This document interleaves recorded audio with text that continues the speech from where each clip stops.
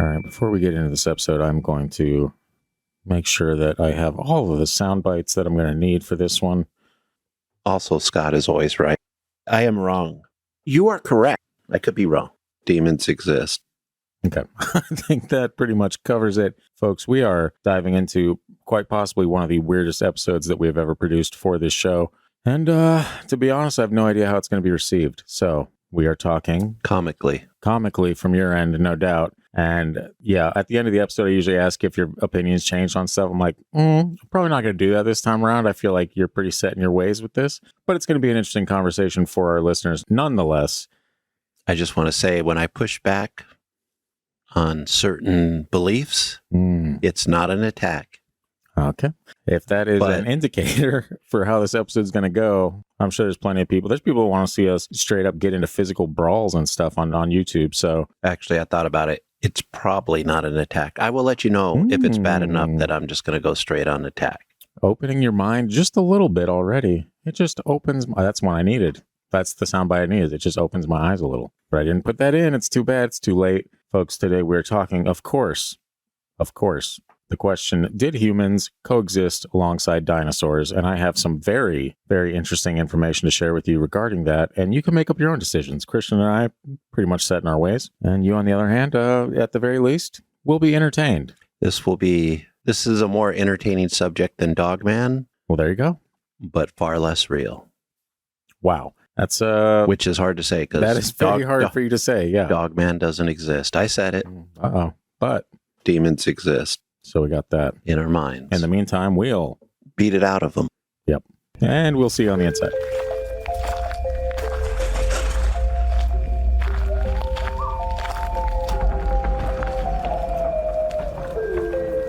You are now entering the realm of the freaky deaky. An unsuspecting stop at the crossroads of fantasy and reality, where the frayed edges of make-believe seep into this cookie-cutter white picket world you've been led to believe is far from extraordinary. What you're about to hear are true stories. Alleged true stories. Christian, just... okay? Tales of the strange and inexplicable thought only to exist in film and folklore.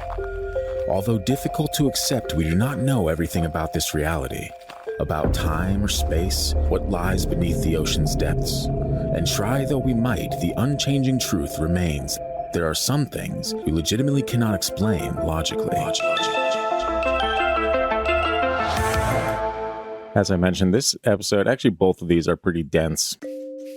So as I was putting it together, I kept scrolling. I'm like, is this even going to fit within one episode? And the answer is no. So we're doing two parts. This first one is, did humans walk alongside dinosaurs? And then the second one, we're going to get into some dragon lore, mythology, stories from the past that ask the question, is it possible that some of these dragon sightings of old were actually dinosaurs?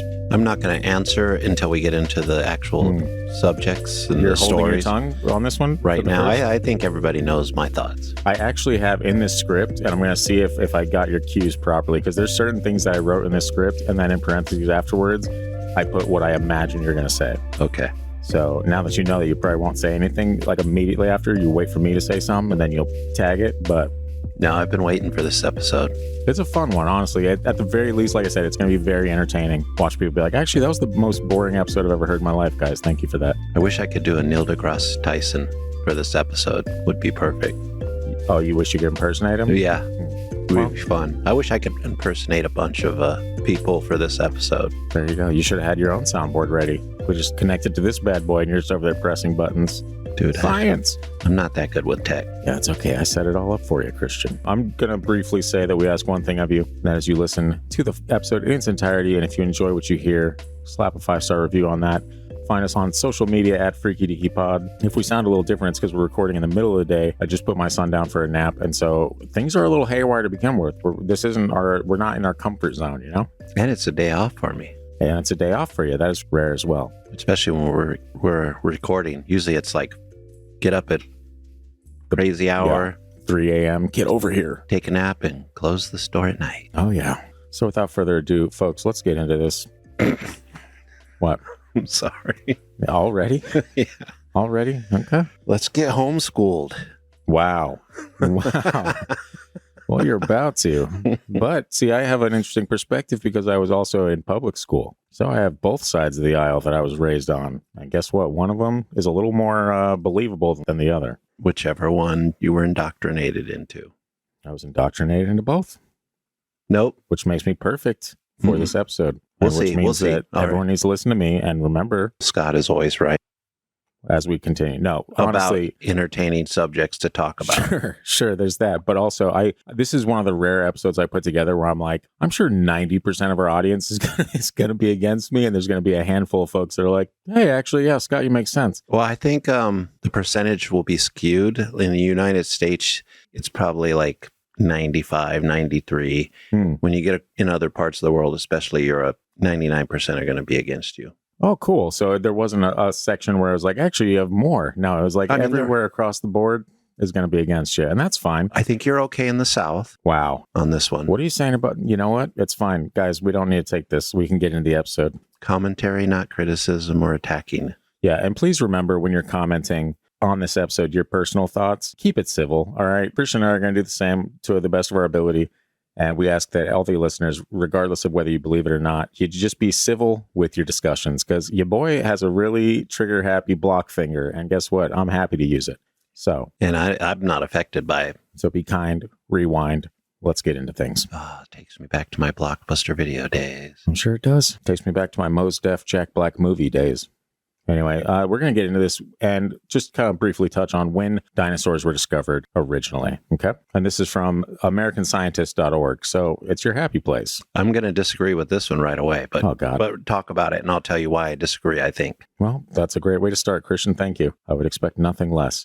The coffee's making me a little jittery. I wonder if you can hear it. Can you hear it in my voice? No. We just sound a little bit more awake. Maybe that's it. We just sound more awake than we usually do. Yeah. Anyway.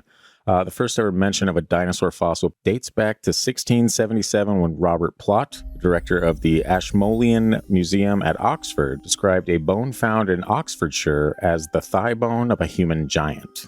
However, in 1824, William Buckland, also at Oxford, named the creature Megalosaurus based on fossils discovered in Stones Field near Oxford. Despite Buckland's recognition of Megalosaurus as a flesh-eating reptile, the term dinosaur wasn't coined until 1842 by British zoologist Richard Owen. That sounds like a hell of a British name. Yeah. The term dinosaur combines the Greek words deinos, meaning terrible, and sauros, meaning lizard. Sauros. Lizard? Oh my gosh. Is there no, okay, that's a stretch. I did think that was funny though. Deep cut. Completely different spelling of both of those. Keep that in mind. Buckland's publication marked the first modern scientific description of dinosaur remains. He has been collecting Megalosaurus fossils for years, spurred by the encouragement of Georges Cuvier. Now it sounds like a fun name. Yeah, see, it makes sense, huh? There you go. A prominent French zoologist and paleontologist. Meanwhile, Gideon Mantell, another amateur paleontologist, had been making his own discoveries in Sussex, including teeth and bones he had identified as belonging to enormous lizards. Gideon Mantell sounds like a vampire name for a young adult novel. Well, there's still time, Christian. Or a Netflix show. If you want to release our own book series, you got your lead. Mantell named one of his finds Iguanodon in 1825, classic, right? Recognizing it as a plant-eating reptile. Despite initial uncertainties and competition, Mantell's contributions significantly expanded our understanding of dinosaurs in the early 19th century. I just want to say why I don't quite agree with this.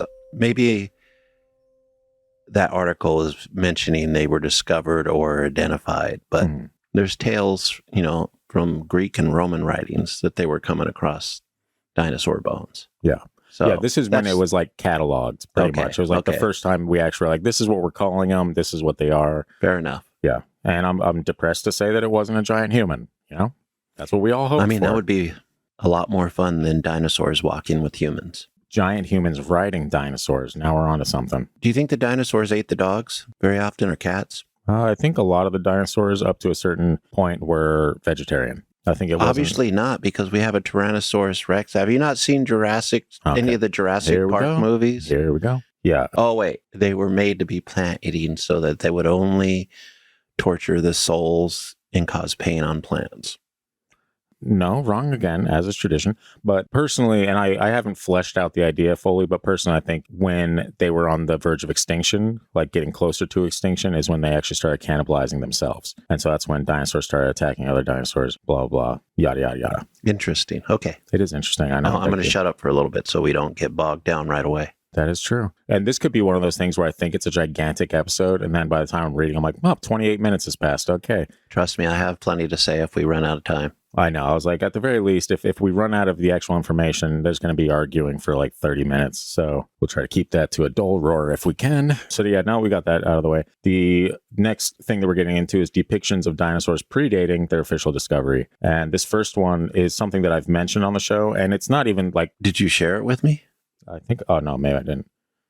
And it's not even something that I even like personally believe at this point, but it is fascinating. The Stegosaurus? No, the Suicide of Saul. Oh, I have seen that one with all the weird... Yeah, in the background. But the more I look at it, the more I actually see how big this painting was and how small those things are. I'm like, it's understandable that he didn't necessarily get the proportions exactly right. I'm going to go out on a limb and say that painting was inspired by Amanita muscara. Okay.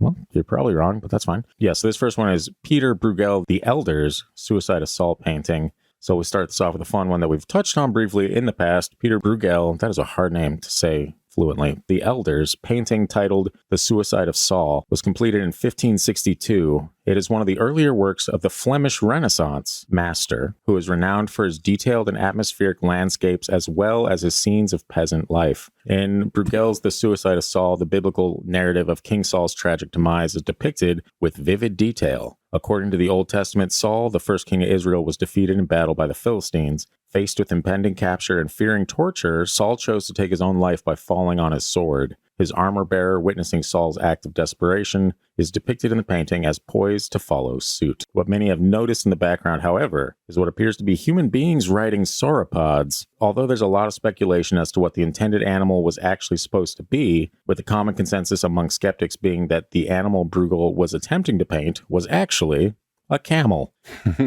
Granted, they are small and in the background, so it's probably really hard to paint at that scale, but I don't know, man, them camels got some freakishly long necks and tails. So either he's never seen a camel before, or he should pick a different profession. You can take a look for yourself and make your own conclusions. Which part of the painting? It is in the very, like, see that island in the back? If you zoom in on that, you see what looks like a giant ostrich or some shit with some dude on it. And then if you go further behind that, you see more of those. And so they're saying that's a camel. That could be a camel, could be a giraffe with just a hump, or maybe a description of something that the artist never saw, but was attempting. He's like, what is it? It's got a long neck and it's weird looking. Got it. Back in the day, you would see some paintings that would have some weird animals, but they're more based on descriptions from people, like, say, that had been to Africa or Asia.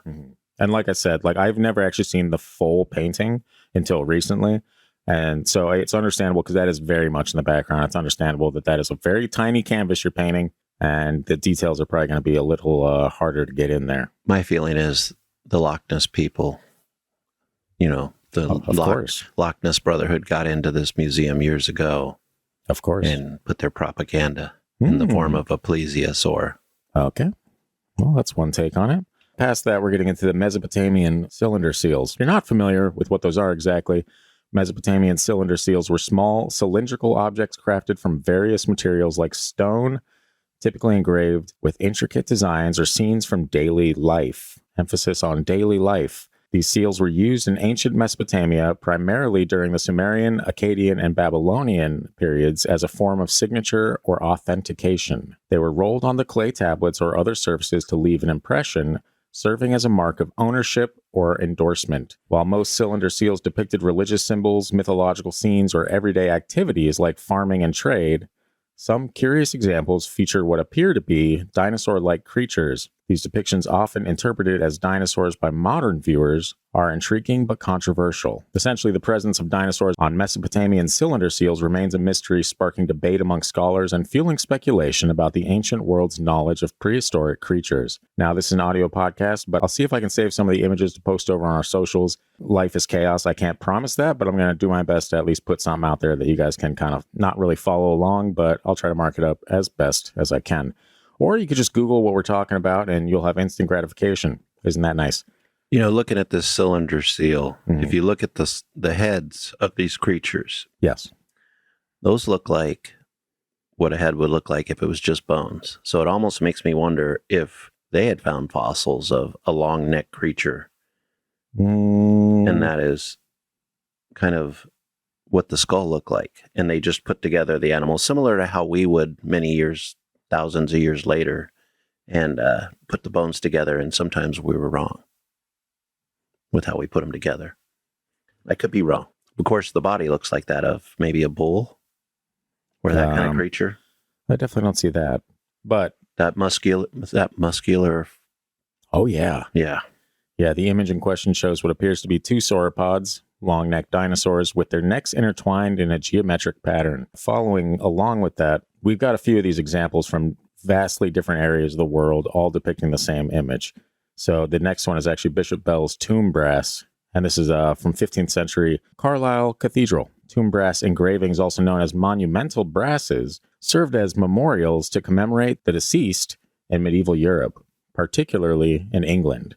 These brass plaques were commonly affixed to the floors or walls of churches, cathedrals, or tombs. They typically depicted the deceased and included inscriptions with details such as their name, title, date of death, and sometimes significant achievements or lineage. The tomb brass on Bishop Bell's tomb in Carlisle Cathedral commemorates the life and legacy of Bishop John Bell, who served as the Bishop of Carlisle from 1478 to 1496.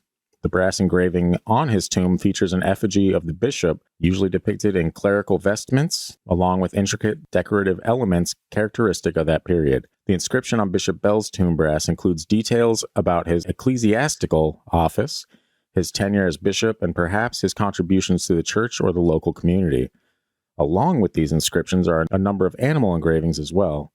We can find animals we're all familiar with, such as a dog, a bat, a bird, a fish, and, oh, what's that? Two sauropod-looking dinosaurs with their necks intertwined. Interesting. Similar situation once again to that previous one, right? I know what you're thinking. Oh, well, they saw something. Well, they did it again, right? I mean, yeah.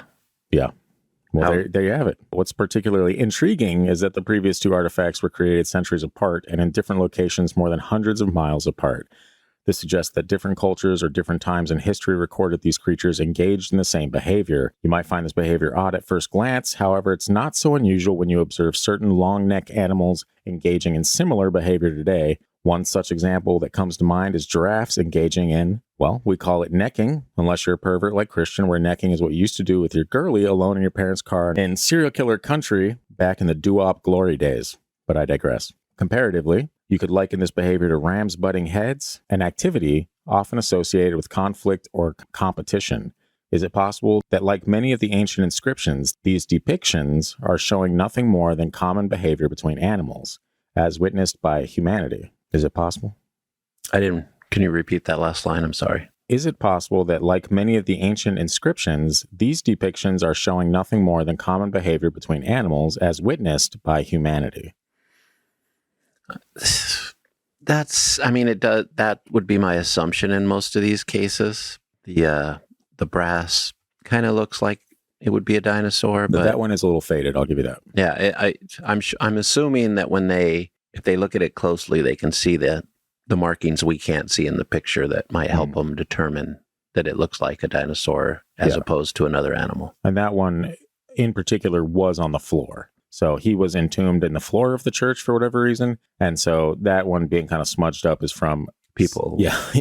Centuries of people walking on this person's tomb. Yeah. Could it also be on the floor because they have this image comes from the discovery of intertwined dinosaur fossils, intertwined dinosaur fossils?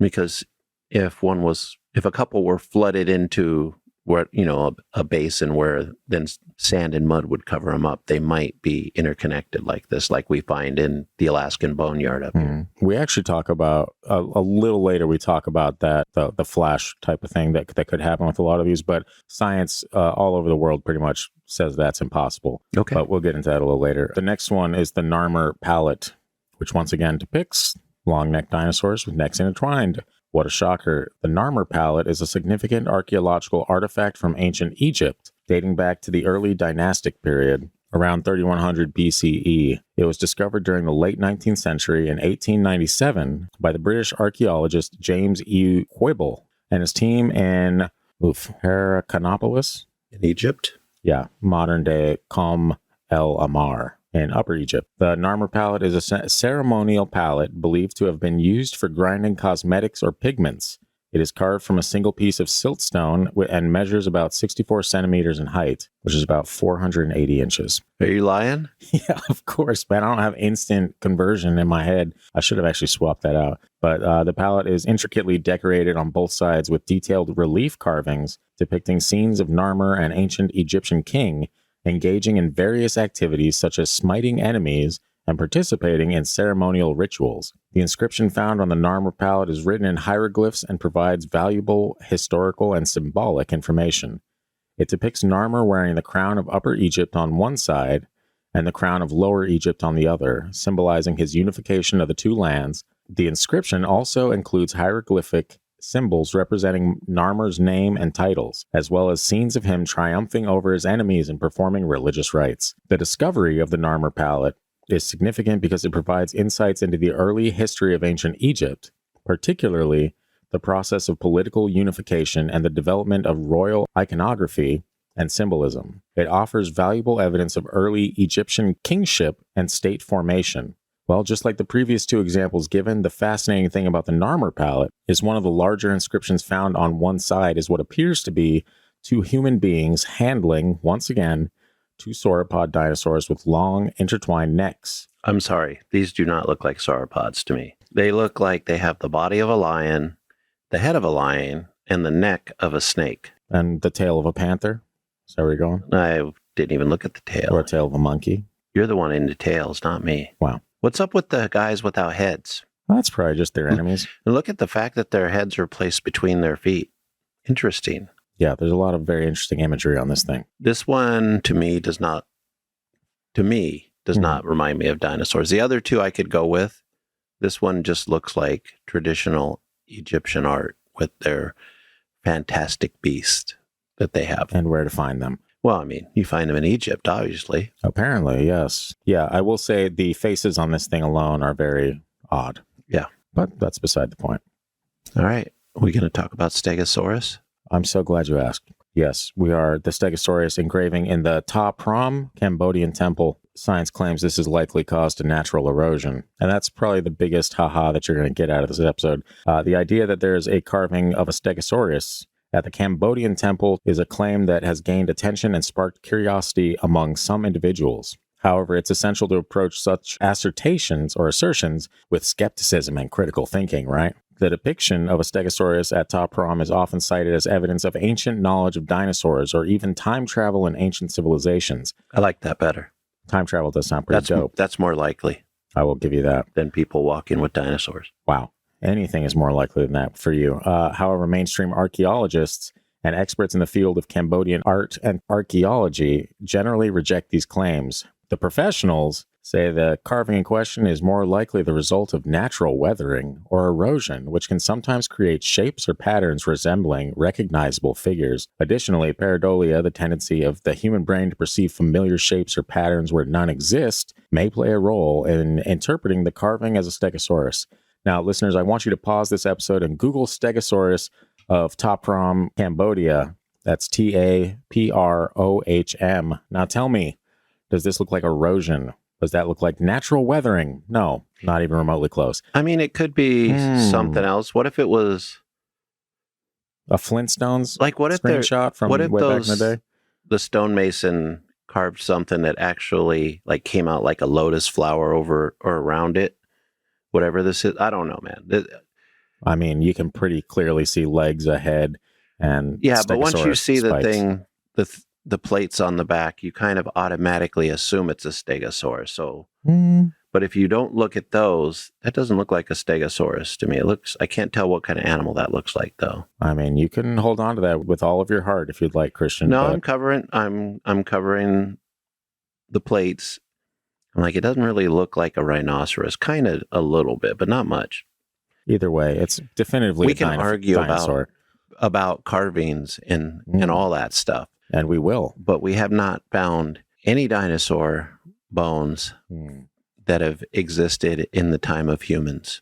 Well, we'll get to that a little later as We well. will. So I'm so glad you brought that up. Yeah. So just looking at that picture alone, I don't know what the people are smoking, but it's got to be some of that good because they've absolutely lost their minds. I have looked into that one before because that one is, it's very interesting. from a distance, obviously looks exactly like a Stegosaurus. And even when you kind of, when you're scrolling through the internet and you see it, you're like, that's a Stegosaurus. Hey, look at that Stegosaurus right there. The erosion, maybe I'd like to see what they thought it might have been, or if there's religious symbols that are similar to that you could see in other areas that before erosion to that level happened. My thing is erosion in general is, it's not uniform, It's not like you're not going to erode something and make it look like something entirely different. If anything, you're just going to eat away at what was there. I mean, that's erosion. That's what happens. I think I disagree there because I think when something's eroded, it could look like anything. Yeah. Including like gigantic footprints in stone. I mean, I was looking at some of those yesterday. I figured in South Africa.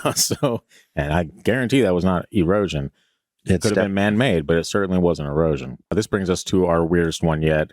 I'm sure you've heard of this, the Dracoryx hogwartsia skull of South Dakota. Have you heard of that? It's fairly recent. It was 2004. So they just named it? Yeah. Okay. And they named it, obviously, in honor of Harry Potter. Yeah. Because it looks like a typical dragon head. I almost wore my Ravenclaw hoodie today. Wow. Would have been missed opportunity. It does not look like a dragon head. Wow. It looks like a dinosaur head. That's where we're going to differ a little bit. But because dinosaurs were a fact. Sure. Dragons are a fiction. Or are they both the same? More on this next week. But if you're unfamiliar with the Dracoryx hogwartsia, in 2004, paleontologists unearthed a remarkably preserved skull in South Dakota. The skull had distinctive features including rows of spikes and horns along its surface, giving it a dragon-like appearance. The paleontologists were puzzled by this unique specimen as it seemed unlike any dinosaur previously known. Upon further examination, it was determined that the skull belonged to a previously undiscovered species of dinosaur, which means the researchers named it Dracoryx hogwartsia, combining Draco, Latin for dragon, and Rex, Latin for king, with Hogwartsia, in homage to the fictional Hogwarts School of Witchcraft and Wizardry from the Harry Potter series. So as you can see, they take these things very seriously. I mean, there's a frog named after Kermit. As there should be, honestly, at this point. Looks just like him. That would be weird. The choice of name reflected the skull's dragon-like appearance and captured the imagination of both scientists and the public alike. While initially thought to be a distinct species, further research suggested that Dracoryx may actually represent a juvenile form of the good luck Pachycephalosaurus, dinosaur, known for its thick, domed skull. Despite this debate, the discovery of Dracoryx hogwartsia remains significant, showcasing the ongoing process of scientific exploration and the unexpected twists and turns of paleontological discovery. I don't know, man, it's a pretty fascinating skull. It is. And it doesn't have a dome on the head, which is, they're saying it's a juvenile of that one Tegabetamasaurus or whatever. Juveniles tend to have softer heads. Do they tend to have spikes coming out of their softer heads? I mean, I wasn't around 65 million years ago, so I don't know. Hey, nobody was, including the dinosaurs, but more on that later. This is just a handful of what's out there that points to it being seemingly plausible that humans and dinosaurs coexisted. Moving into this next session, we need to ask ourselves one question. You're going to like this. Why is the idea of humans and dinosaurs coexisting downplayed so heavily in the scientific and evolutionary communities? Because it is impossible. Nancy, 65 million years ago. Oh my God. Okay. Oh, we're going to get to that, Christian. I'm going to hold my tongue until we get there, but we're going to get to that. I feel like we should point out that typically the dinosaurs walked with humans is more of a religious viewpoint. Oh, for sure. Okay. Yeah. That's all I'll say about that one. And like I said, there's going to be biblical references in these two episodes. And I know that like people are clenching their butt cheeks so hard right now when they hear that. Certain people just get immediately turned off to that. But if we were to do an episode on the jinn, we'd probably touch on their religious beliefs, correct? And nobody would bat an eye. But if a Christian brings up something Christianity, they're like, whoa, I can't do this. So let me have my beliefs, you have your beliefs, and I'm going to give the data that I find and see, and everyone else can do the same. You don't have to believe it. Well, it doesn't matter. Like, we shouldn't try to convince each other. True. You can't convince people that don't believe in science Wow. to believe in science. That's not how changing opinions work. Well, first of all, matter of fact, changing opinions typically doesn't work unless the person changes their own mind without the use of what we usually use to change our minds these days, propaganda. Sure. So I'm not comparing the two in this thing or in this setting. I'm just saying, you can come yell at us to try to change our minds. It's not going to happen. Yeah. But also to correct something that you said in jest. You shouldn't have to correct something I said in jest. I should, because some people don't fully grasp context. Okay. And Christians believe in science, okay? I need to put that out there. We Christian believe in science? No. Actually, like 60% of scientists are Christian, believe it or not, or believe in a higher power. You missed my little Christian science joke. I intentionally Don't come at me, it. That church that I just made a joke about. Classic stuff. But yeah, just in case anyone took that seriously, we believe in science. Okay, we just think that a lot of people make shit up. Well, they believe in science. They also believe in magic. That's just the way it is. Hey, what a way to live. Both can exist. It's not magic. It's the supernatural Christian. All right. Have you ever been to a church a day in your life? Good grief. Yeah, I was an altar boy. It's and that magic. Explains it all. It's magic from there. Anyway, so the question I will repeat since we got a bit off was, why is the idea of humans and dinosaurs coexisting downplayed so heavily in the scientific and evolutionary communities? I'm surprised you didn't use the dog whistle mainstream science. Well, because I don't like to dog whistle, Christian. I'm a human. Let's consider a statement from a hostile critic, which, if you're unfamiliar with the term, just means that it's a quote from someone who is antagonistic to the party calling them out. Louis Jacobs, who is widely known. I don't know. Well, he's widely known by learned scholars for his skepticism and support for evolution. In his book, Quest for the African Dinosaurs, published in 2000. That is not a very well-known book. I've never heard of it, and I pay attention to that kind of stuff. Okay. Were you paying attention to that stuff in the year 2000? Yeah, I've always been a nerd. Well, that surprisingly does check out. And back then, I probably was closer to believing that dinosaurs and humans could have walked together. Christian, don't tease me, all right? I know that's impossible. I believed a lot of kooky stuff back then. Wow. So he mentions in his book, Quest for the African Dinosaurs, which was published in 2000, the idea that what people in the past referred to as dragons could actually be dinosaurs. Well, there you have it. Jacobs argues that if the association were true, it would challenge the idea of an ancient Earth. He suggests that the entire narrative of creation as described in the Bible could fit neatly into the 7 biblical days of Genesis. Could it, though? Additionally, he implies that the concept of evolution would be invalidated if it were proven that humans had witnessed dinosaurs. In simpler terms, Jacobs is essentially saying that if people truly encountered dinosaurs in the past, it would undermine the theory of evolution and support a literal interpretation of the biblical creation story. Now that half of our listeners have tuned out after that last 3 words there. Can I ask you a question about this person? You can. Who does he work for? The devil. Clearly. No, I mean, you think I did like a biographical deep dive into him? No. I'm pulling out information. You can read his book if you want. It doesn't sound very good. You can probably find his Wikipedia. It's fascinating that just the words that were used as far as like the evolution part. Yeah, but that was me writing for him. I'll quote his exact quote from the book just for factual purposes and not just me spitting hot air as I do. He says, such an association would dispel an earth with vast antiquity. The entire history of creation, including the day of rest, could be accommodated in the 7 biblical days of the Genesis, quote, myth.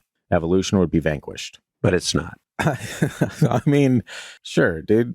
You can, again, believe whatever you'd like. This is, I'm having my glory day in the hot sun over here. I'm sorry. Just sharing this information. And this all spawned because you kept saying that chickens were evolutionary from dinosaurs. Whether that be a joke or not, I got so tired of hearing that. And I'm like, there's someone out there that believes you, Christian, and I just need to shut it down. But while we're on the subject of vanquishing stupid theories, let's take a gander at a few more, shall we? Yes. The Great Meteor Extinction. Oh, yeah. Something that is completely provable.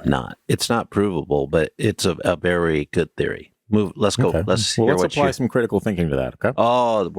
That's not what we do here, especially on this topic. Yeah, a couple stoners in a garage applying critical thinking doesn't happen too often, I know. But one of the most common beliefs in the scientific community is arguably one of the worst. Yet it's still taught. Those are your words, right? This is my words, yes. Okay. Yet it's still taught in our public school systems, of which I was a part, Christian, need I remind you, during the years where they're teaching that shit too. You know what I was taught in public schools? Dinosaurs were all lizards. And that wasn't very, very long before you were taught in school. Okay, let's not get ahead of ourselves. Like 20 Christian. years. That was a lifetime, okay? And a complete generation. It was a complete generation, but that's only about 25 years. But we can years. be sure that whatever we were taught is way better than whatever's being taught right now, because schools are crazy. And you don't teach in schools anymore. You make the kids earn the school's money by testing at certain levels. You beatbox when your teacher's trying to teach, and then you hit them with slam poetry. That's because no child left behind makes it to where every child should be left behind. Yeah, all that matters is test results. Another soapbox. Moving on. Let's go back to dinosaurs. The education system is a joke, and I think everyone can agree on that. It's like 9/11. Wow. I mean, wow, that was a joke to you, Christian? Interesting. I was actually quoting a song from the 90s. It was 911 as a joke. Gotcha. And I'm like, totally different context. Many years later. You should have led with that. Oops. Yeah. So public enemy. Yet it's still being taught in our public school system. You should call it mainstream public school system. Just to be the dog whistle thing. I don't feel like dog whistling. Okay, finish. I'm ready to say something. So read your part so I can attack it. Let me see. I got about a few paragraphs left, and then you can attack it. This whole meteor theory is still being preached as absolute gospel in the public school system. It's being taught. Preaching is done in churches. Would you say that being taught is indoctrinating? So wait, you're telling me that just because you don't agree with this, you're saying that it's being preached? Yeah. Okay. That's exactly what I'm telling you. I'm using preached as a hip word, Christian, and no other context needed. I've never heard preached used as a hip word. You never heard someone, when you say something that resonates with someone, they'd be like, preach, man. You ever heard that? Come on, Christian. Yeah, but that's not what you're saying. Never heard that? You're saying preached like you're trying to. Satan is preaching to the kids of the USA. Hey, let me tell you something. Satan doesn't preach anything. You know why? Because if people knew he existed, then they probably wouldn't be all about that. So it's all about secrecy, deception. Okay. Smoke and mirrors, if you will. I just watched the first Omen. I know what the Antichrist when I see one. Okay. But you don't know the difference between film and reality? Okay. The Antichrist rode dinosaurs. Hey, what? Who's to say? Honestly, are any of us there in the future or in the current time? Interesting. Yes. So anyway, again, it's being preached in our school systems. Christian, if you can allow that. How come you didn't put preach and go? You know what's funny is I actually put taught. But I've been saying preach the whole time because it sounds better, and now I'm being attacked for it, which is classic, but it's fine. That's right. We're talking about the big meteor. When did that happen? Everyone say it with me. 65 million years ago. That's the word. You did it. Exactly. 65 million years ago on what we would call pre-Earth or whatever they call June it. 6th. Wow. Is it connected to D-Day? I think it is. It might be. Yeah, why not? I'll keep this brief. Anyone that thinks a giant meteor hit on the Yucatan Peninsula in Mexico and wiped out the entire population of dinosaurs, yet magically every other living, breathing creature in the world somehow survived, needs to do their own critical thinking. I don't understand why. On how that would work. Why wouldn't that work? Why wouldn't that work, Christian? You're saying that a gigantic meteor crashes in the earth, and it's of such velocity, such force, that it wipes out every single dinosaur. I'm going to take you back to something you said earlier about dinosaurs being plant eaters. Okay. A huge meteor comes out of the space, hits this area of the world that probably looked a lot different than what it was now or is now, because it's 65 million years ago. Of course it was, yeah. Throws debris, water, creates basically a winter for who knows how many years, thousands and thousands, if not tens of thousands of years. Sure, why not? What do you think happens to plants when there's no sun? Well, I think they all die. So any plant eaters would have died. Alongside any plant eaters that weren't dinosaurs. A lot of animals were not plant eaters at that time. Do you think they would have died from the impact of a gigantic meteor? If they were in that vicinity, yes. But this wiped out dinosaurs all across the earth, is what the theory is. It started the process. They weren't wiped out instantly unless they were nearby or, in places there. It seems like places as far away as Canada were on fire from this.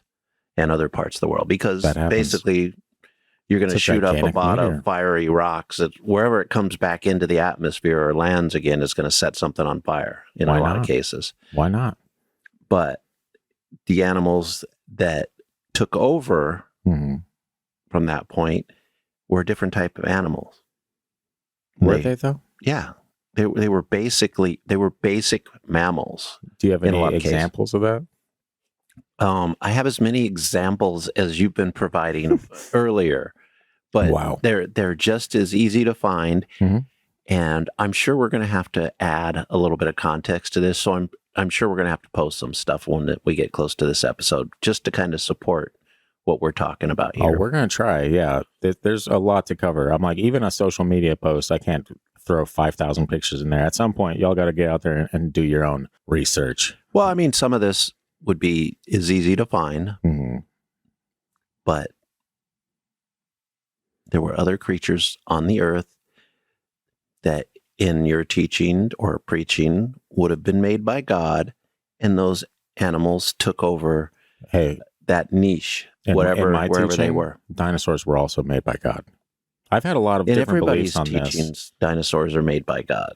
You know, whatever. I mean, unless evolution's their teachings, but that's why beside the point. couldn't evolution be a process put in place by God? That's It brilliant. It would make me think God is not only powerful, God is smart, Wow.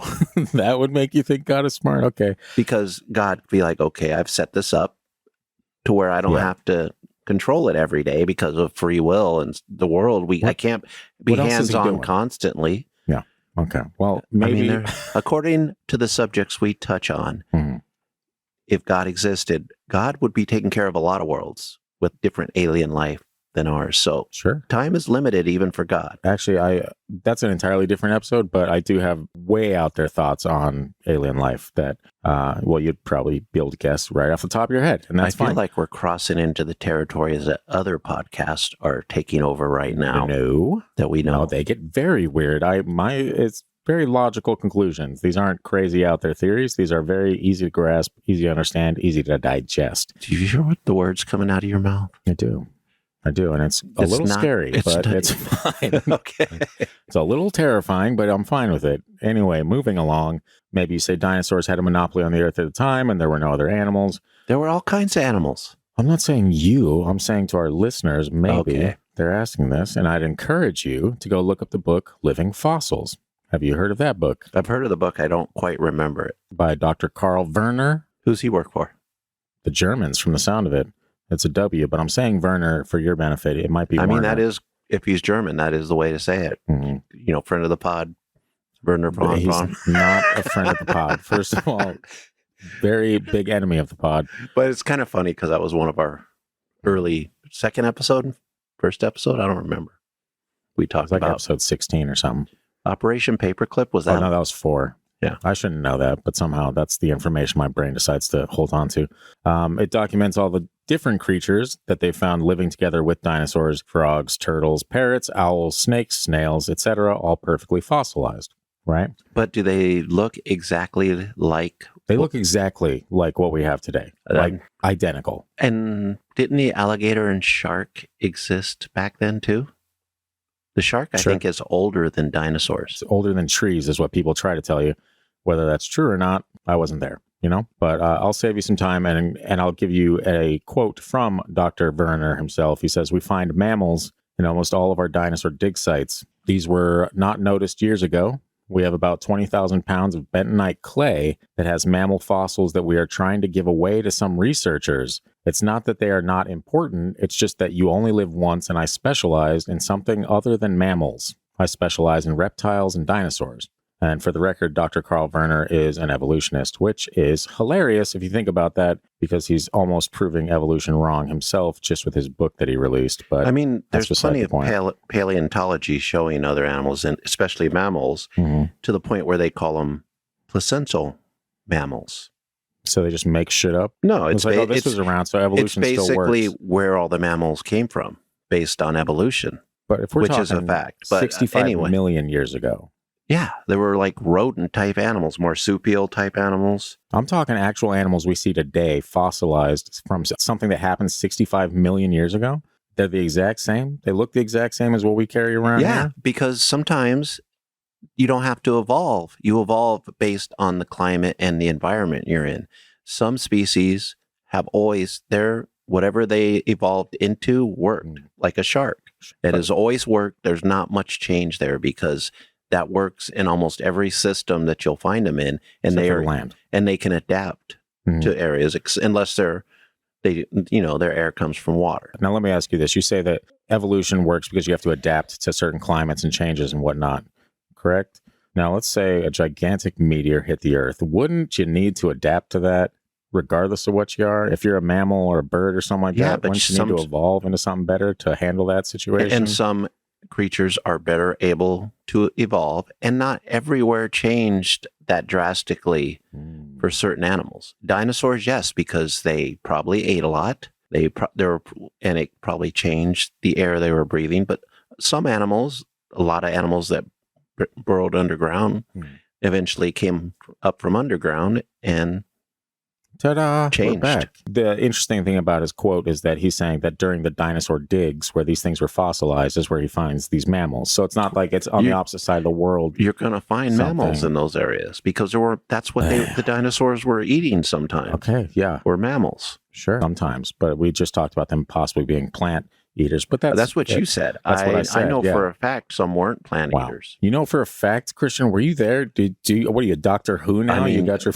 basically, my assumption is when somebody says they were all plant eaters before, or when an ancient source says that, I would think that the ancient source would only know that some of these fossils came from plant eaters based on their teeth, which they could observe on other animals in the world have similar teeth, because for plant eaters, you need different teeth. Like our teeth are made for both eating plants and eating meat. So we're kind of in the middle. Like we evolved this way or something. Interesting. Almost like we were made this way, but that's fine. Moving on to what is definitely, I wish that last one was the dumbest theory and explanation for the extinction of dinosaurs, but unfortunately we've got one here. I don't understand why that's considered a dumb theory. I mean, it's only dumb if you have a certain timeline that you believe in, that the world existed in. Yes. It's only dumb if you think that the world's only been around for 10,000 years. Who knows, Christian? Maybe otherwise, right. It makes sense. Well, I guess we'll find out, won't we? Unfortunately, we've got one here that truly takes the cake on the dumbest theories of all time, and that is, of course, the peer-reviewed theory that suggests dinosaurs may have farted themselves into extinction. That one is dumb. That is easily a lot dumber than a meteor, I'll give you that. But there is some evidence that shows... Okay, here we go. I mean, what they're doing is, this one is a good example of what's the agenda here. We can tell by the farting thing that the agenda here is going to be climate change. Sure. We could tell whoever's studying this is going to try to compare the farts of cows, which is a thing which does contribute to a ton of pollution and problems in this world, to dinosaurs. I don't think you can compare the two, but go ahead. Yes, you heard me right. And no, this is not from The Onion. There's a ridiculous theory out there now that at some point the plants became gaseous. The plants or the dinosaurs? The plants. The actual plants became gaseous, and the dinosaurs essentially just ate the plants, burped and farted themselves into a stupor, and eventually just died. And that's literally published in a peer-reviewed magazine.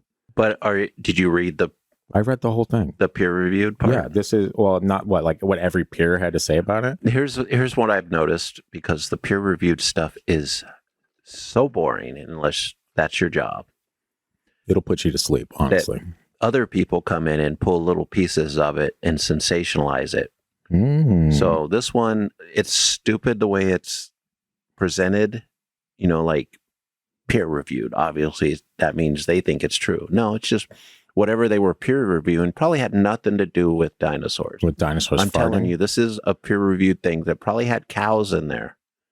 And then they were using the methane emissions, or they were making shit up. They were using decaying plants, from those trees that were we can see their stumps and we call them mountains now. Yeah. That kind of Now, stuff. are you telling me that sometimes scientists just make shit up for their own personal biases? I'm telling you something you should already know. Humans are humans, whether they're scientists, politicians, or somebody working down at your local McDonald's. Humans are humans. And also, let me add in there, since this is a biblical style subject, We'll get into the biblical even immediately. some priests and religious figures are humans, so they do stupid human shit. Even some of them are humans, or do you think all of them are Actually, there was St. Christopher, possibly not human. I think they were all human. I'm just leaving it open for the people that maybe don't have the same beliefs. This next sentence is going to piss you off. So we've stuck the proverbial dagger into the heart of some of science's favorite claims regarding dinosaurs and the pre-human extinction some bajillions of years ago. You have become an evangelical hero right now. Wow. Please stop the applause, everyone. I am but a man. Anyway. Who should they burn at the stake? Since you're a hero now, you can tell the evangelicals. They should burn me at the stake. I'm ready to get off this planet. I suppose some folks listening right now with their buttholes tightly puckered are screaming at their car radios at this very moment while clinching onto the weird Darwin fish car magnet spouting, okay, so what? If dinosaurs coexisted with humans, why don't we see them in the Bible, huh? Well, hold on to your seats, folks, because it gets a hell of a lot better, and I'm going to give the people that are tuning out 3 seconds to do so before I move on.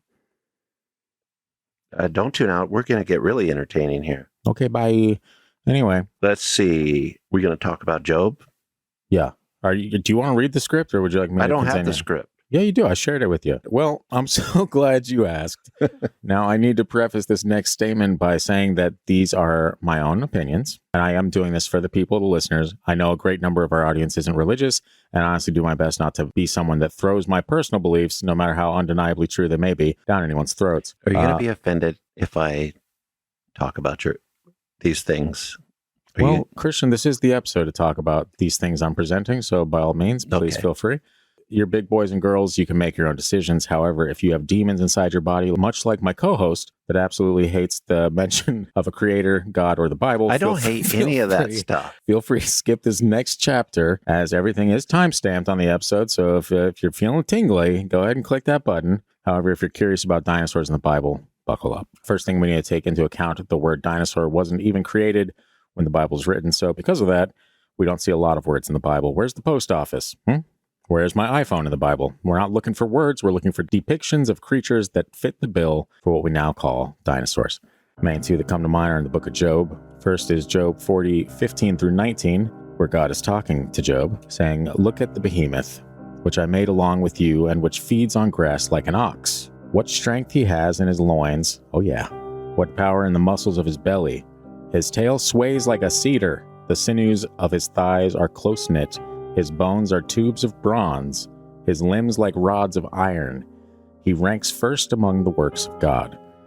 Now, for some context, this is God speaking to Job, and it's mentioned as part of God's attempt to show Job God's power in comparison to human strength and understanding, a creature so powerful that only God can overcome him. Now, skeptics will tell you two things. One, the behemoth God is referring to is an elephant or a hippo of some kind. Well, I don't know about you, but I've never seen an elephant that has a tail like that of a cedar. Second, is it's fake. Again, if dinosaurs weren't officially recorded until the 1800s, that's long after the book of Job was written, so what is it? Moving right along to the second possible reference in the next chapter, where we land on Leviathan, saying, oh, that's a lot of scripture. Hold on. Okay. Hurts, huh? Yeah, Job is it's a depressing read, for sure. It's like this, I almost said something. It is, Job is, never mind. Okay. Never mind. Moving along. Says TFD After Dark. Wow. Can you pull in Leviathan with fishhook or tie down its tongue with a rope? Can you put a cord through its nose or pierce its jaw with a hook? Will it keep begging you for mercy? Will it speak to you with gentle words?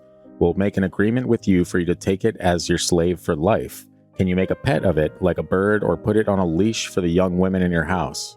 Will traders barter for it? Will you divide it up among the merchants?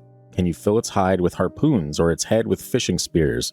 If you lay a hand on it, you will remember the struggle and never do it again. Any hope of subduing it is false. The mere sight of it is overpowering. No one is fierce enough to rouse it. Who then is able to stand against it? And skipping a bit here, it goes on to say, who can strip off its outer coat?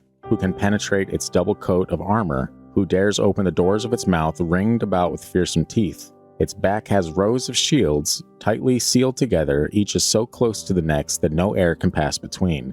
They are joined fast to one another, they cling together and cannot be parted. Its snorting throws out flashes of light. Its eyes are like the rays of dawn. Flames stream from its mouth, sparks of fire shoot out. Smoke pours from its nostrils as from a boiling pot over burning reeds. Its breath sets coals ablaze and flames start from its mouth. Now, we don't know what it is. We do know that it could come in and out of water. We do know its scales were impenetrable. We do know that it breathes fire. And we do know this is in the wrong book. This should be in Revelations with all the other fantastical fake beast. Wow. Those are also, well, we'll get to that later. Now, with absolutely zero pictures or videos to look at, first thing that comes to mind is a dragon. I know, Christian, you were thinking the same thing. You are correct. You're right, Scott. Although there's several people that have theorized it could be similar to that super croc skull that was discovered in West Africa. Looking up the dimensions of this thing, it's 40 to 50 feet long with 6-inch teeth and a nice little bulbous nose. The age, 110 million years old. Oh, good grief. That's even older than the dinosaur thing, which was ridiculously old. I mean, we're saying 65 million years ago. This is almost double that. There were different periods where different types of dinosaurs or creatures lived. Completely fabricated. According to the biblical teaching. Just common sense, really. Because you have to keep...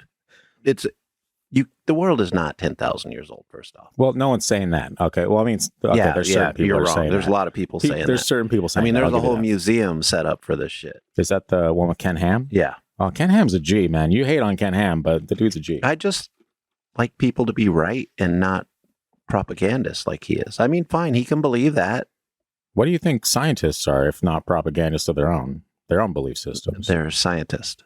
There's a difference. And anybody that's spouting propaganda is not a true scientist. I'm doing the blinky eye meme for anyone wondering right now. We can see some of that in the 30s and 40s of what happened to certain scientists that started spouting propaganda. They put people in concentration camps. Actually, about around after the 40s is when shit started getting very weird in this country. But I'm not even talking about this country. I'm talking about this country for sure. You cannot just throw out because science doesn't agree with biblical teaching that they're wrong. Most of the scientists are doing the same thing anybody else does in their job, trying to do their job the best of their ability, and in science, they're researching. Where it comes to be a problem is what you're using that research for. Are you using it to trap people or to say certain colored people are more inferior than others? Wow, here we go. Are you using it to say that we should basically end the existence of a group of people because they are not genetically superior to us? That's bullshit. Science shouldn't try to convince you of something. Science should throw the facts out there and you should be able to figure it out. Now, we can't do that because none of us is trained in science. It's not taught in school properly. And let's be honest, a lot of us struggle with science. That's a really hard subject to get into. So certain things, sure. A lot of it is. Once you get really deep, especially the stuff we deal with in the modern world, is way beyond the beginner level of this game that we're playing. Yeah, but like I said, there's certain aspects, like if you look at something like physics, I have a surprisingly large grasp on physics in general. I can't explain it, but I understand it without actually ever doing a lot of research on it. And anything that I have watched of people explaining it, I'm like, that's so weird because that's exactly what I thought. So, and that's just divine. Who knows? No, it's probably just a previous life as a scientist. There you go. Oh, you yeah. were reincarnated. No, if that was the case, then I would be all about this shit. But I will say that it's kind of funny that you say that you can't disagree with science just because it goes against. No, I don't. I think you can disagree with it. I think the way it's the for and against weaponization of science and religion is ridiculous on every level. And the fact that religion will sometimes ignore fact because it doesn't quite fit into the book that they're supposed to follow, or that they get too fanatical about their books. And I'm not just talking about Christians here. Sure. There's other scientists as well get too fanatical. We just had wars with people or a group of people, maybe not just, but in your lifetime, In the past, your lifetime, we've had war with a group of people that took their religious book and read it, memorized it in some cases, didn't even read it. And it's just, people get too caught up. Like, what does it matter where the periods are in the Bible? It's the ideas that matter. That's what I'm saying. People will study it and try to pick out a part of the Bible, whether you're religious or not religious, because atheists do it all the time with the Bible. Pick out a certain part and try to base a whole argument or a whole system around it, instead of the idea, especially in a book like the Bible, which I'm probably more familiar with than any of the other religious books, where there's an idea in there that should be focused on, rather than, especially when you read the Job part. Yeah. I just happened to, when I was looking into this episode, I pulled up something that had that same quote. Some of the words are completely different. The meaning's basically the same, but it's just translations. Yeah. And we're really bad about how we've translated the Bible over the years, or we're bad about understanding the context of what they were saying. Context thousands of years ago. Words meant something totally different. A word we're familiar with that still exists today would have a different meaning. So I just think people fight over these ideas of science and religion. And I mean, really, God's plan was probably for them all to get along and come together at some point. I mean, over me, no doubt. I will say that a lot of people like to throw out the Bible's been translated this X amount of times, so many times over the years, and it has, but and sometimes wrong. Sure, there's plenty of translations that are not ideal. I'll give you that. But from the beginning, from the actual, if you look at the actual timeline of events, from when even like the New Testament stuff like that was recorded. Can you read the original writings of the Bible? Greek? Yes, I can. I've studied for many years Christian. I have a feeling that a lot of it is prior to Greek. So can we read that? I mean, one of the things that helps... We cannot, no. That's the problem. If you and I cannot read it, then we have to depend on other people, which in a case like this has been dangerous. We've seen what other people have done at certain times throughout history with certain parts of the Bible. And then obviously they still do it. I'll say right here that a lot of really negative Christians, and there is no shortage of them. West Baptist. Not even that. You look at the Baptist Dance with the Devil or whatever on Netflix. There's a documentary about this dude that started a TikTok dance agency from his church. I saw it scroll. I saw it suggested. I didn't watch it. That dude got a special place in hell, if you ask me. But like, there's a lot of people that take this information and twist it for their own gain, for their own power, for their own notoriety, whatever.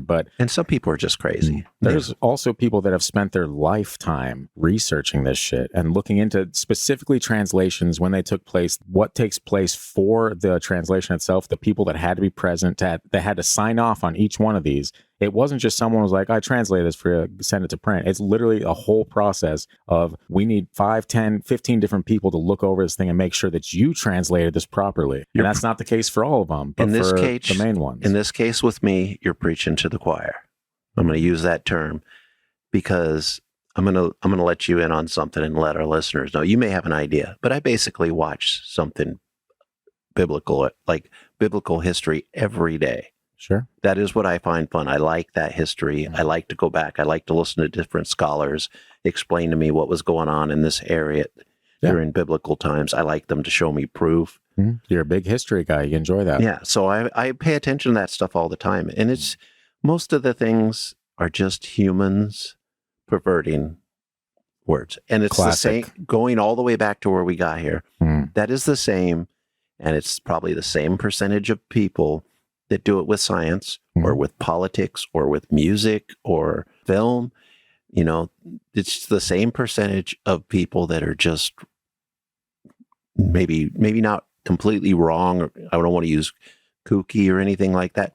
They just careful now are off. And it's the same percentage probably throughout. Same percentage in religion as science. It's not that many. They're just loud. If you really like those types of history books, I'm like halfway through, and it's one of these books I've been reading like for the past 5 years, but it takes me forever to get through a book because I'm so busy all the time. But I have a book that is about the history and chronology pretty much of different events in what we're taught as history, and also where that would take place, biblically speaking. And it's honestly, it's got like a really nice graphic on like specific things. It's just like a whole timeline thing. Very fascinating, very boring book at the same time, but you'd probably enjoy that. But I honestly, for the life of me, can't remember the name of it. Anyway. I can provide some good sources for some of this stuff on YouTube too, if you don't have time to read a book. And it's not Ancient Aliens. Yeah. So anyway, we got through the Job bit, right? I think that was the... This is not a joke. This is not a joke. Do you know how many times unicorns mentioned in the King James Bible? Yes. How many? 58,000. No, it's 9. Anyway, the last thing I touched on was the 110 million year old big croc, right? Big croc? It's called, I forget what, like super croc? You're familiar with super croc, no? It's probably one of those discovery... It's like a shoe, right? Is it for like Shaquille's... Exactly. It's Crocs? Shaquille O'Neal's Crocs. Yeah, and they're 110 million years old, so they're a little dusty, but that's fine. Because he got the design directly from the giants, because he's a giant. Well, there you have it. Now, obviously, this is all speculation, and there's no proof that could ever be presented proving one way or another if that thing could shoot flames from its mouth nostrils. They can't. I understand that is how you think. However, let me ask you this, Christian. If we were to come across a fossilized electric eel, would you know that if it was living and you went up to it in the water and you touched it, that it would send you to Kingdom Come? Or would you be like, look at this weird worm? I obviously wouldn't know, but I also wouldn't touch it because it looks too much like a snake. But I have a theory. Example. I have a theory of why some people might think that certain reptiles or dinosaurs could spit flame. Certain animals can spit poison. Yes. So just imagine whatever their body produced as poison could be something that would burn our skin. Chemical reaction. Yeah, just a chemical reaction. It feels like a burn, looks like a burn, then writers put in the fire later. I'm going to give you a couple more examples of animals that, if we found them fossilized, would have no idea of their extraordinary gifts, which, again, doesn't prove that the super croc should, or whatever this thing in Job was, could shoot fire, but it doesn't disprove it either. Have you seen the duck-billed platypus? Yes. That makes me believe a lot of things are possible. They should disprove evolution immediately. When you look at that thing, you should be like, ugh, and laugh at the humor of God, no doubt. I've once read a book about the platypus that was written by whatever church I went to or whatever church my mom wanted me to read. And God Loves Ugly. Is that the title? No, it was something much nicer than that. You weren't allowed to say that in the 70s. Rappers did, if I remember correctly. In the same vein, we'd never know that squids could shoot ink or the camouflage capabilities of an octopus if we only knew them by their fossilized remains. So to try to close this thing out, we're already pushing an hour and 20. I have evidence of you just can't help yourself. What you would need, and it's coming up here soon, season 2 of House of the Dragon. You'll see lots of dragons, and when they open their mouth and spit flame, you could see what is needed to split flame. Yeah. Pretty much. No fossils have been found that have that yet. There, I left it open. Oh, interesting. For next week's episode. Okay, so let's really piss you off with this closing here. Why are you like... You're trying to piss me off, and then you guys are going on vacation. No, I know it's not vacation, it's a day trip, but also I know... It's 2 days without my grandson. I know your triggers, is what I'm saying, and so I know that certain things that I have put in here, you're just instantly triggered by, and that's fine, Christian. I'm still waiting to hear, like, if I said the right things on certain points. In one, you did. Okay. But the other one, you were silent. I scared you. No. Anyway, so what really caused the mass extinction of dinosaurs? Well, the truth is, nobody truly knows. Not me, not those fancy scientists with their beakers and microscopes, and most certainly not you, Christian. Okay. I have theories. Yeah. That doesn't mean I know. And that's basically what a lot of people, even when, like, we're talking about the Bible, some of these, all that you and I can have, even on some of that stuff, is theories. That's all we have. So, all we can really or do. in religious terms, faith. Yes, you brought it home. Thank you. All we can really do is speculate. As the wind down of part 1, let's take a look at some interesting information. Alan Sherrig writes in his book, A New Look at the Dinosaurs, saying, quote, "Now comes the important question, what caused all these extinctions at one particular point in time approximately 65 million years ago? They didn't all. Dozens of reasons have been suggested." Go ahead. He goes on to say the trouble is that if we are to find out just one reason to account for them all, it would have to explain the deaths all at the same time of animals living on land and animals living in the sea. But in both cases, of only some of those animals, for many of the land dwellers and many of the sea dwellers went on living quite happily into the following period. Of course they did. Alas, no such explanation exists. And he's correct. Unless, of course, there was at some point in time, Christian, you know where I'm going with this? No. Okay, well, you'll get there. Some great almighty flood that covered the earth. Then you'd have billions of dead things buried in sedimentary layers laid down by water. And But we would have no stories of the Great Flood if it happened at this time, because there were no humans around Is there anyone you to can think write of? about it in the Bible. Is there no one you can think of that might be around? Come on. 65 million years ago? No. Give me the name, Christian. Come on, you know the name? Name the guy. Say, I know a guy. I know a guy that existed in the last 10,000 years, but not 65,000 years. Allegedly existed in the last 10,000 years. Allegedly built a huge boat that included a couple of dinosaurs. Not just a couple, but we'll get into that. Well, all of the ones that weren't man-eating. There you go. You did it. So perhaps there was a global flood, just like cultures all over the world. There were a lot of floods, though. There still are. You and your stubbornness, I Christian. bet you there was a flood somewhere in the world today, and it was big to the people that were there. Do you think they were like, oh, no, this is the end? Or do you think, oh, there's a flood again? I think some of them found out it was the end, because that's typically how bad floods. I know you're trying to bring it down, Christian. I know you're trying to depress everyone, as is tradition, but we're going to go ahead and finish this before we have a 3-hour episode, because we have part 2 to record as well. Okay. So perhaps there was a global flood. You can sideline your skepticism for a moment. Just like cultures all over the world have recorded in their own histories, what's interesting about a great deal of the dinosaur fossils found is that they're posed in a very peculiar way, neck and back arched way back, almost as if they're suspended in the air, doing the Air Jordan, or in this case, water. Of course, because there was a lot of water. When you have Christian, holy the planet shit. heating up that quickly, Yes. a lot of things are going to melt. There's going to be flooding. Of course. It probably rained a lot because God said so, yeah. Because the weather would have been affected by all the stuff in the atmosphere. No doubt, no doubt. I'm going to try my best to finish this. We got like 4 paragraphs left, and then we can leave people in suspense until next week, where we're once again at each other's throats, but maybe a little less, because that's mainly stories. Then this is kind of what we talked about. You mentioned like maybe they found fossils of like the necks being intertwined or something like that. Something like this. Sure, maybe that could be the case. But some of the best fossils are found because of flooding or things being washed down the river. River, you know? Yeah. Anyway, neck and back arched way back, almost as if they're suspended in the water. Well, that's a very common term called epistotonic. Wow, death pose, totally Mike Tyson.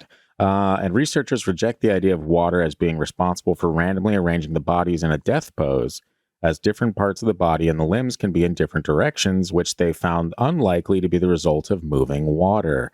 Then again, researchers reject a lot of common sense theories floating around out there because they don't fit into a completely fabricated set of stories built on top of a seemingly false evolutionary bias. So really, who's to say? Believe what you want, and I'll do the same.